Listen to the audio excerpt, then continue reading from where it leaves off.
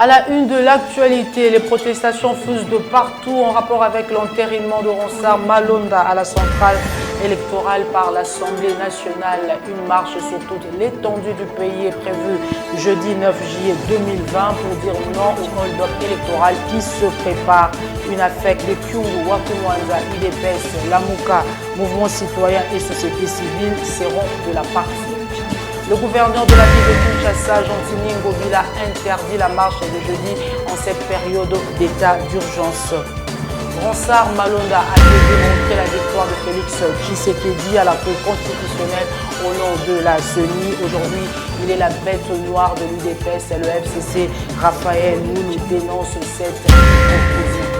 Augustin Kabouya, secrétaire général de l'UDPS, est l'invité du vrai journal. Merci d'avoir choisi la meilleure des rédactions pour vous informer et c'est parti pour 30 minutes.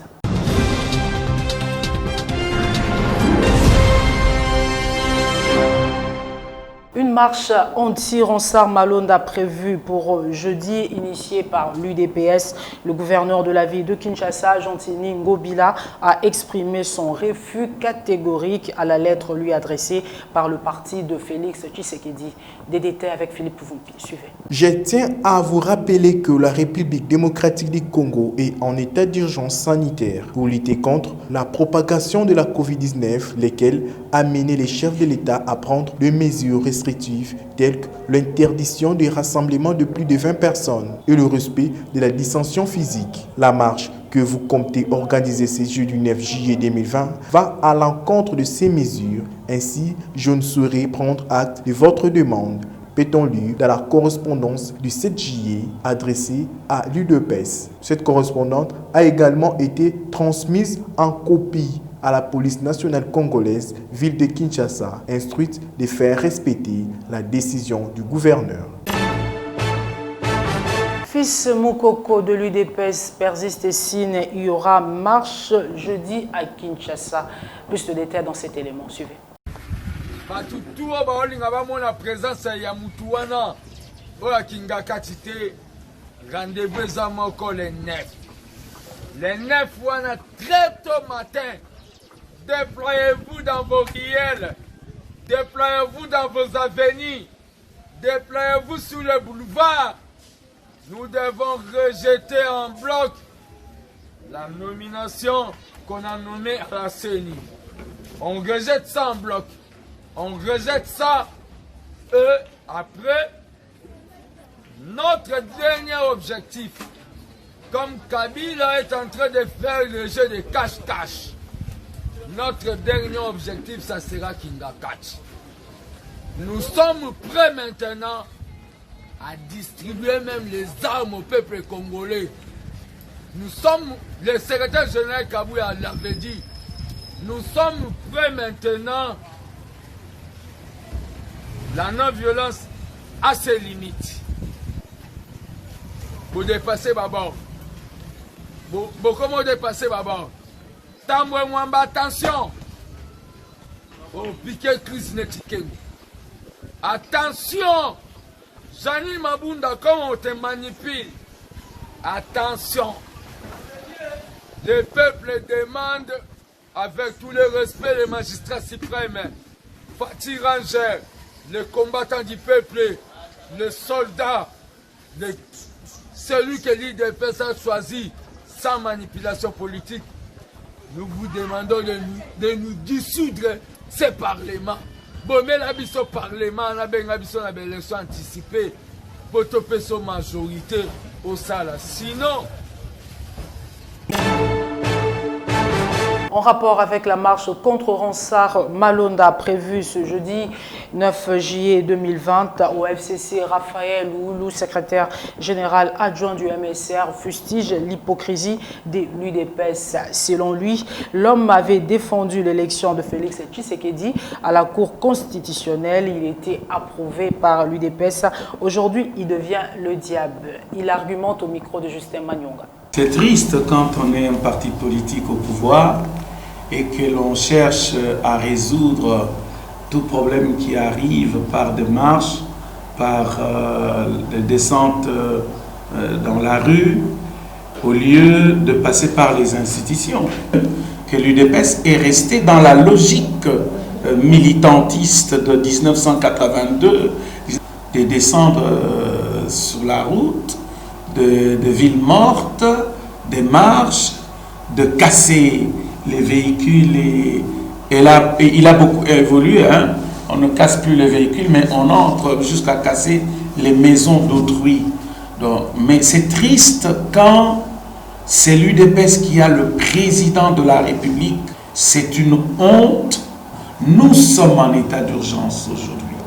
Et l'UDPS, au lieu de montrer l'exemple de respect, de consignes, de lois de la République, parce que l'état d'urgence est constitutionnel, et c'est à ce moment que l'UDPS décide de violer l'état d'urgence, de briser l'état d'urgence et de descendre dans la rue et appelant tout le monde. Ronsard Malonda a été candidat comme beaucoup d'autres. Il a bénéficié de 6 voix sur 8 et c'est ainsi que l'Assemblée nationale a entériné le choix de Ronsard Malonda. L'UDPS qui voudrait organiser même des marches aujourd'hui, permettez-moi de vous rafraîchir la mémoire que le nom de la CENI est allé défendre à la Cour constitutionnelle le dossier Félix Tshisekedi pour démontrer que c'est Félix Tshisekedi qui avait gagné les élections, c'est Ronsard Malonda. Et à cette époque-là, l'UDPS était en train de se frotter les mains pour dire ce type-là a fait du beau travail. Mais aujourd'hui, Ronsard Malonda devient kabiliste, membre du FCC. À la société civile, Christopher Ngoyi, coordonnateur de la société civile de la République démocratique du Congo, soutient la marche telle que initiée par UDPS pour protester contre l'entérinement de Ronsard Malonda comme président de la CENI. Il appelle les Congolais à ignorer l'interdiction du gouverneur de la ville de Kinshasa, Gentini Ngobila. Élément de Justine Luanga. Suivez. Est grave. Aujourd'hui, plus que jamais, la République démocratique du Congo, notre nation, est menacée par un groupe d'individus. Et cet individu capitalise, je venais de le dire, le fait qu'il y a l'état d'urgence, les gens ne peuvent pas marcher, le fait qu'il y a Covid, qu'il y a les gestes barrières qui s'imposent, et c'est en ce moment-ci qu'il profite pour faire passer des dispositions qui leur donneront le contrôle de l'État ou la privatisation de l'État de manière irréversible. Et c'est pourquoi nous sommes appelés, nous sommes obligés à prendre ce risque de sortir pour marcher, bien qu'il y a un danger avec Covid. Et l'interdiction de monsieur le gouverneur de la ville, nous trouvons que c'est une attitude partisane. Parce qu'il est, si nous ne mourons pas de Covid en manifestant, nous allons mourir de faim, nous allons mourir d'autres maladies, de la malaria et ainsi de suite. Alors nous disons, peuple congolais plus que jamais, nous devons nous tenir debout en tant que souverain primaire. Dans une déclaration politique, l'Union nationale des fédéralistes du Congo, UNAFEC en sigle, rappelle avec force que lors des malheureuses élections du 30 décembre 2018, un hold-up électoral avait été organisé par les membres du FCC infiltrés à la CENI, notamment le fameux Ronsard Malonda. C'est dans ce cadre qu'il refuse catégoriquement, sans autre forme de procès, l'entérinement unilatéral et frauduleux de Ronsard Malonda par Mabunda et ses acolytes sous couvert de l'Assemblée nationale à la tête de la CENI. L'UNAFEC et son président, l'honorable Gabriel Kyungu-Wakumwanza, appellent tous les combattants et combattantes sur toute l'étendue du pays à une marche pacifique jeudi à partir de 10h pour soutenir impérativement l'instauration et la consolidation d'un état de droit conformément à l'article 26 de la Constitution et aussi tel que prôné par Félix Antoine Tshisekedi. En province, le gouverneur Jean Kiaboula du Haut-Katanga a décidé de confiner les villes de Lubumbashi, Likasi, Kasumbalesa et la cité de Kipushi dans le but de permettre les populations du coin de continuer à respecter les mesures de lutte contre la propagation de Covid-19. Suivez la lecture de son communiqué. Philippe Voupi. Du jeudi 9 au samedi 11 juillet 2020, les villes suivantes: Lubumbashi, Likasi, Kasumbalesa et la cité de Kipushi. Néanmoins, les services ci-après seront permis de fonctionner en vue d'assurer les services minimums. Les agents de la Régie des eaux et de la SNEL, les agents des entreprises minières et des maisons de télécommunications, les personnels soignants. Restons dans le Haut-Katanga, les motards refusent le confinement tel que décrété par le gouvernement de cette province. Regardez.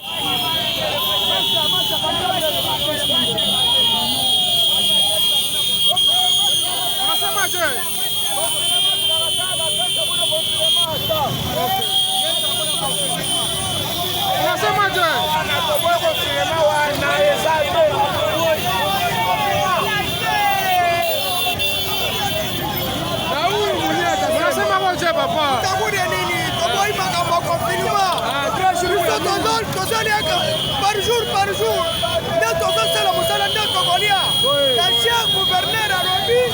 il faut confinement il y a 3 jours. Rien du tout, tu t'as pris à Nini.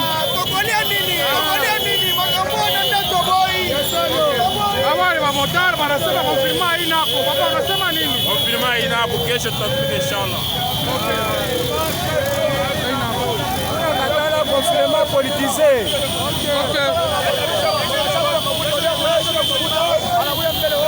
Tunasema hivi, wanatupa 4 jours, wanaleta 3 jours, ya confirma 3 jours, dimanche awezalake kazi, tutavifurahie. Bamotara hapa ni mumilita saa hapa toku paradem, barakatala konfirma. Toboi na kambara konfirma, Toboi,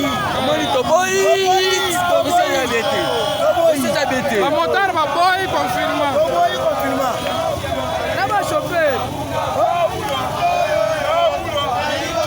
Manu kapa tuko ni kuradem kwa bora, bamotara barakatala. Ina tu. Mambo ya seni takatana wale kamu.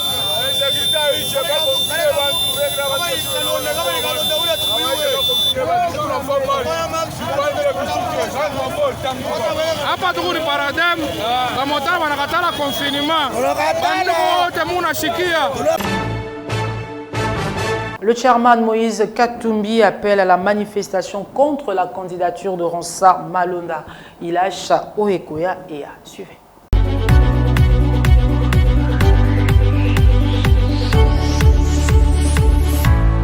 Bana Kin, bana ya Congo, bana ya Équateur, bana ya Bandundu, bote. L'heure est grave. Bozo tala makambo wazo sala na parlement wana. Les députés que vous aviez élus, ce ne sont pas les députés qui sont au parlement. To sala nyonso pona makambo wana ya fraude ya Mobulu et Sila. Jean-Pierre Bemba a marché na Kinshasa. Bandeko mosusu bako marché ba muzito na société civile nyonso. Toza bomoko, il faudrait to sauver mboka.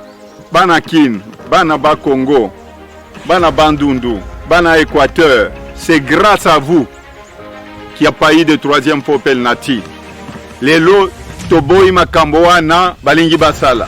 Oyo makambo ya président Atseni ya lokuta. Soki mboka ezo marché te parce que eza makambo ya fraude ya tricherie. Nazo senga bino. To sala nyonso bana Kin. Bana ya Grand Équateur, bana ya Bandundu, bana ya Bakongo. Na makambo wana oyo ya malua minaku eza makambo ya lokuta. Il faudrait tout boya yango. Makambo oyo ya président wa Seni, quelqu'un qui avait participé na massacre wana to boyi. Alors tolingi bana Kin bo démontrer parce que le chômage na Kin, souffrance na ba Congo, souffrance eza ebele Congo nyonso parce que banto ya FCC basali o makambo nyonso ya mabe pomboka ekende liboso te. bazo sala ba frein pour vous souffrir. Alors, si vous voulez continuer à souffrir, on les laisse les mains libres. Na bengi bino, il faut tout marcher pour tout sauver mboka. Banakin, Zambia pambola bino, bana Équateur, bana ba Congo. Merci mingi en tout cas et Koinda.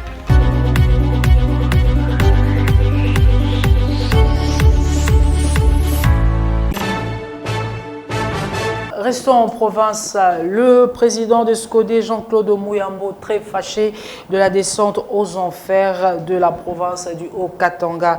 Pour exprimer sa colère, le bâtonnier Muyambo s'est trempé dans la boue sur l'avenue de usines à Lubumbashi dans un état de délabrement très avancé. Regardez. Pour démontrer l'échec de la gestion du gouverneur Kabula dans les Haut-Katanga, précisément à Lubumbashi, le bâtonnier Muyambo, président du SCODE, s'est rendu sur les avenues des usines Coin Lomami, qui est dans un état de délabrement très avancé. Muyambo va jusqu'à se tremper dans la boue pour inciter le numéro 1 de la province de prendre ses responsabilités.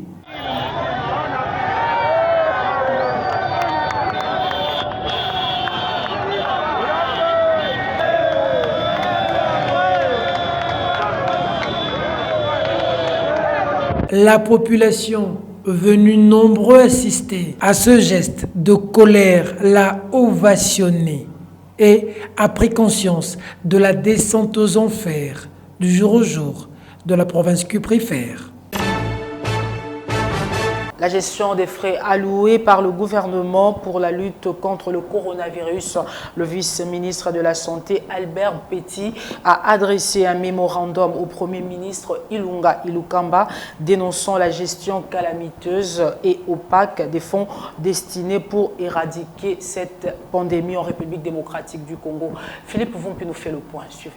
Albert Petit Biomo, vice-ministre de la Santé, accuse son supérieur, Dr Eteni Longondo, de signer les décaissements de gros montants sans l'associer de la gestion des fonds destinés pour la lutte contre la Covid, alors qu'il devait contresigner suivant le prescrit de l'ordonnance numéro 20/016 du 27 mars 2020 portant organisation et fonctionnement du gouvernement. Certains membres du cabinet en intelligence avec le réseau mafieux dilapident systématiquement les fonds alloués par le gouvernement et partenaires. Ces réseaux mafieux exigent des rétrocommissions jusqu'à hauteur de 35% auprès de structures bénéficiaires de ces fonds. J'ai subi régulièrement des pressions pour signer des documents financiers non prioritaires et complaisants dans les bons d'engagement numéro 023 866 concernant l'achat des produits pharmaceutiques, d'entretien et hygiénique en faveur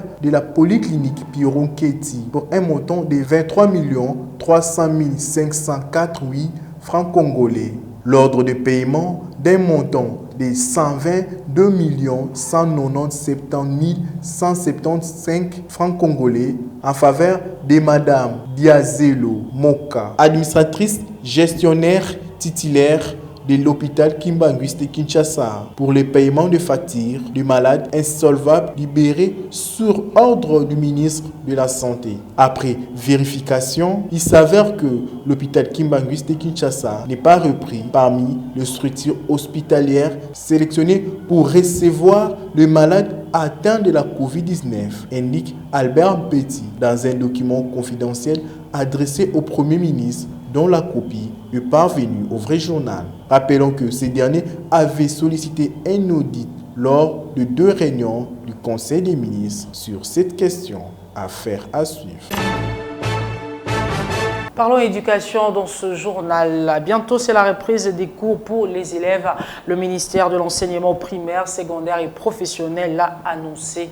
Jean Bosco Pouna, coordonnateur du syndicat national des écoles conventionnées catholiques, pas d'accord. Selon lui, les conditions ne sont pas réunies pour la protection des enfants durant cette période de la pandémie Covid-19. Justine Luanga, David Binga pour plus de détails. Regardez. Nous avons tous appris que le ministre de l'EPST a réuni certains partenaires pour pouvoir relancer l'année scolaire prochaine. Nous pensons que c'est une bonne chose à notre niveau, mais ce qu'il y a à faire, c'est que le gouvernement doit réunir toutes les précautions sanitaires avant de pouvoir relancer l'année. Depuis le mois d'avril, nous avons demandé au gouvernement que les comités de la riposte puissent désinfecter les écoles. Cela n'est pas encore fait jusqu'à ce jour.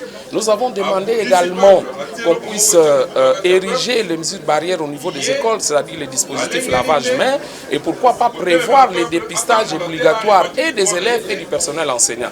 Jusqu'à ce jour, ces mesures de sécurité ne sont pas encore prises, mais vous savez également qu'il y a des écoles qui n'ont pas de points d'eau. Nous ne savons pas comment on va faire retourner les élèves si toutes ces précautions ne sont pas prises.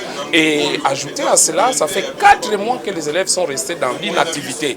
Voilà pourquoi nous, au niveau du Sénécat, on pensait qu'on devrait simplement invalider cette année et pour nous préparer pour l'année scolaire 2020-2021. Comme c'était un forcing, nous ne savons pas comment ça va devoir se passer, mais pour nous, nous disons que les parents ne peuvent pas accepter que les enfants aillent comme ça à l'école si toutes les précautions ne sont pas prises. Voilà pourquoi nous demandons au gouvernement, non seulement au ministre de l'EPST, mais au gouvernement dans son ensemble, pour que ces mesures soient prises afin que les enfants rentrent en toute sécurité et que nous tous, nous puissions nous dire que l'on n'étudie pas pour les diplômes, mais on étudie pour la vie. En justice, un procès Mukuna dans l'affaire l'opposant à Mami Chibola. Acquitté ou condamné, le sort de l'évêque Pascal Mukuna n'est pas encore connu. Le tribunal vient de réouvrir le procès. Justin Magnon pour plus de détails. Suivez. Alors que la communauté chrétienne en général et l'église ACK en particulier attendait l'acquittement de l'évêque Pascal Mukuna dans l'affaire l'opposant à Mami Chibola le 27 juin dernier, à la surprise de toutes les parties, le président du tribunal, qui plusieurs soupçonnent de vouloir à tout prix condamner l'initiateur de l'éveil patriotique, va décider de manière cavalière de prononcer un jugement avant dire droit, décrétant la réouverture des débats. Ceci, bien que l'affaire avait déjà été vidée. Face à cette situation, l'évêque Mukuna sollicite l'implication personnelle du chef de l'État congolais. Rappelons que c'est depuis mi-avril de cette année que le pasteur congolais Pascal Mukuna a été traîné en justice par Madame Mami Chibola, veuve de l'un de ses anciens collaborateurs, pour viol, menace de mort et rétention illicite des documents. Une affaire qui a mis toute l'opinion nationale en émoi. Place à présent à l'invité du vrai journal. Suivez. CG Augustin Kabouya, bonjour. Bonjour Peter Tchani.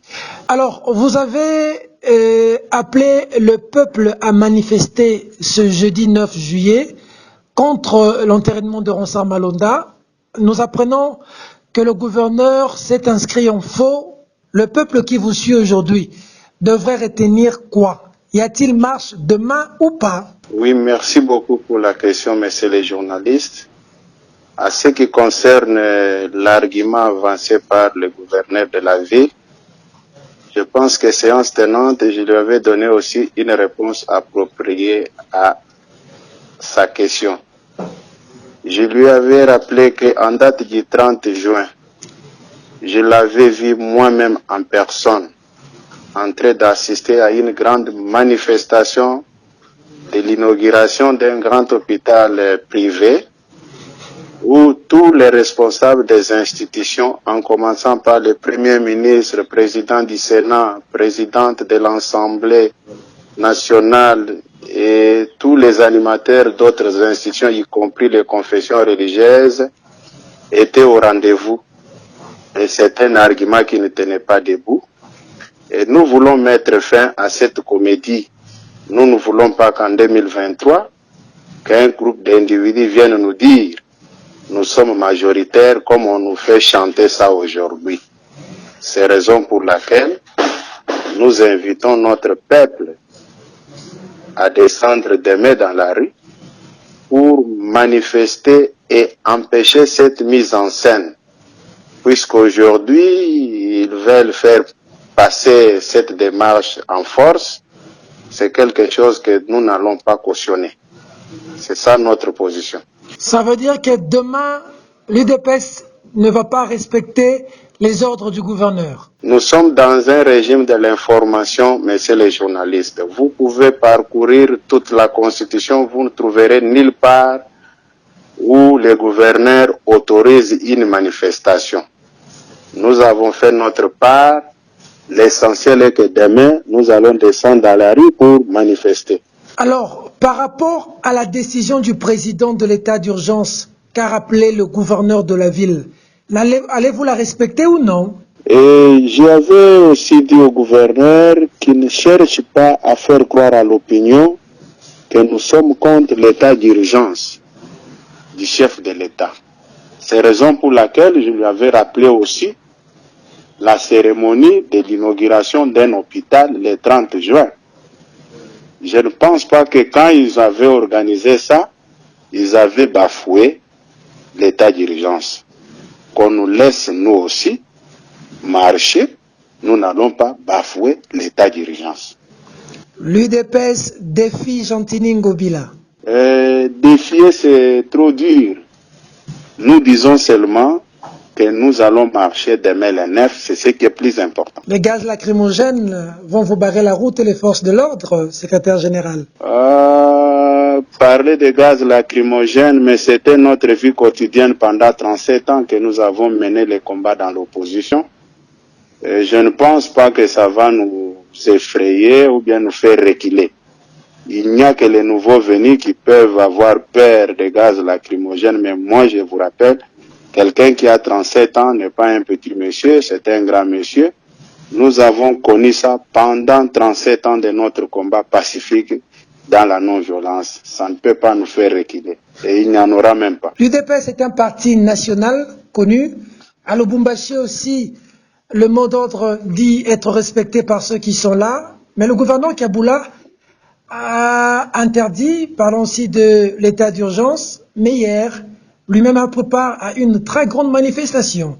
Est-ce qu'on n'est pas 2 poids 2 mesures? Vous êtes de la presse, c'est à vous de tirer la conclusion. Comme vous venez de décrire la situation, je pense que l'opinion sera mieux édifiée avec tout ce que vous venez de dire tout à l'heure. Allez-vous répondre à l'invitation du VPM de l'Intérieur qui vous a invité pour parler de la situation de demain?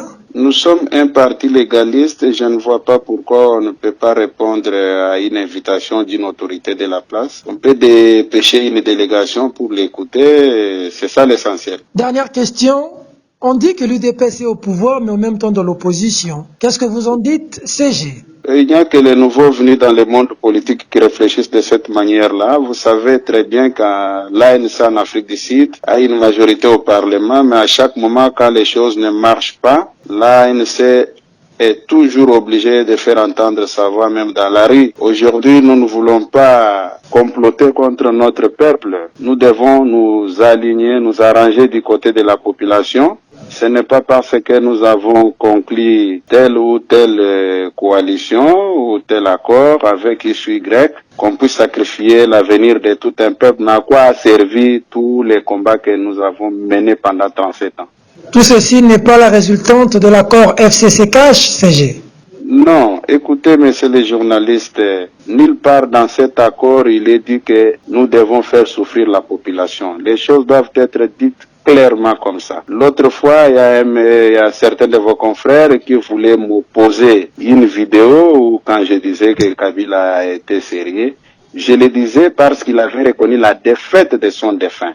C'est par rapport à ça, mais ça a été dénaturé pour me faire passer comme quelqu'un qui était devenu un chantre de ces camps-là, ce qui ne peut pas être le cas pour moi. Parce que vous aviez pris position hier pour Kabila, aujourd'hui ça a changé, beaucoup se posent. Non, on n'avait pas. Non. On n'avait pas pris position pour Kabila. Je l'ai dit et je persiste. Je signe encore. Il était sérieux puisqu'il avait reconnu la défaite de son défunt au lieu de faire un passage en force. C'était ça le contexte. Je l'ai toujours dit. Pourquoi on ne prend pas l'intégralité de mon message au cours d'une matinée politique? On prend seulement un petit morceau. Je pense qu'il y aura un temps où nous allons clarifier la situation pour couper court à toutes sortes de spéculations, M. Peter Tchani. Un message à toute la nation qui vous suit pour conclure. J'invite toujours notre peuple à être nombreux demain pour barrer route à cette tentative de passage en force. Nous voulons que chacun de nous prouve de quoi il est capable. Nous ne voulons pas assister à une mascarade demain. Nous sommes majoritaires partout au moment où on ne les mérite même pas. C'est pourquoi tout doit être mis au clair dès demain. Secrétaire général Augustin Kabouya, merci. C'est moi qui vous remercie, M. Peter Tchani, pour cette opportunité que vous venez de m'accorder. Et cette information qui vient de tomber, Rita Bola, DG de la DGRK, aux arrêts depuis ce mercredi. C'est ici que se referme cette édition. Merci de la sympathique attention que vous nous avez accordée dans le Haut-Katanga ainsi que partout ailleurs dans le monde. Madame, Monsieur, ce journal est terminé. Au revoir.